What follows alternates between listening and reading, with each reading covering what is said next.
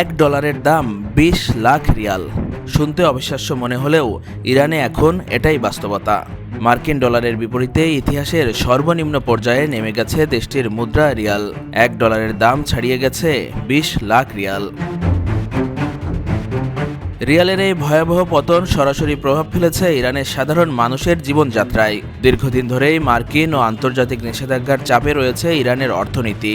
নিষেধাজ্ঞার পাশাপাশি বৈদেশিক মুদ্রার সংকট, মূল্যস্ফীতি এবং যুদ্ধের অর্থনৈতিক ধাক্কা পরিস্থিতিকে আরও কঠিন করে তুলেছে। যুদ্ধের আগে 20 লাখ রিয়াল দিয়ে ইরানে প্রায় 4 কেজি টমেটো, আধা কেজি মুরগির মাংস এবং 1 লিটারের কাছাকাছি রান্নার তেল কেনা যেত। কিন্তু এখন এই পরিমাণ অর্থ দিয়ে মিলছে না অর্ধেক পরিমাণ পণ্য। ইরানে টমেটোর দাম বেড়েছে 71%, মুরগির মাংসের 74% আর রান্নার তেলের দাম বেড়েছে 177%। তবে খাবারের দাম বাড়ার চেয়েও ভয়াবহ পরিস্থিতি তৈরি হয়েছে ওষুধের বাজারে। ডায়াবেটিক্সের রোগীদের জীবন রক্ষাকারী ইনসুলিনের দাম বেড়েছে 642%।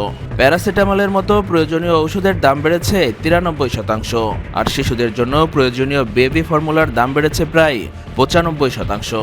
অর্থাৎ ইরানি মুদ্রা রিয়ালের পতন এখন আর শুধু অর্থনৈতিক কোনো সংখ্যা নয়, এই সংকট পৌঁছে গেছে মানুষের রান্নাঘর থেকে হাসপাতাল পর্যন্ত।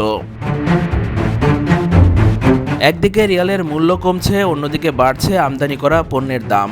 মূল্যস্ফীতির চাপে কমছে মানুষের ক্রয় ক্ষমতা। ফলে মধ্যবিত্ত থেকে নিম্ন আয়ের মানুষ, সব শ্রেণীর মানুষের জীবনেই বাড়ছে চাপ। প্রায় 9 কোটি 20 লাখ মানুষের দেশ ইরান এখন এক কঠিন অর্থনৈতিক বাস্তবতার মুখোমুখি। প্রশ্ন হলো, রিয়ালের পতন কি আরও ভয়াবহ পর্যায়ে যাবে, নাকি অর্থনীতি সামাল দিতে কার্যকর কোনো পদক্ষেপ নিতে পারবে তেহরান? কারণ মুদ্রার প্রতিটি পতনের সঙ্গে শুধু ডলারের দামই বাড়ছে না, বাড়ছে মানুষের জীবনযাত্রার খরচও।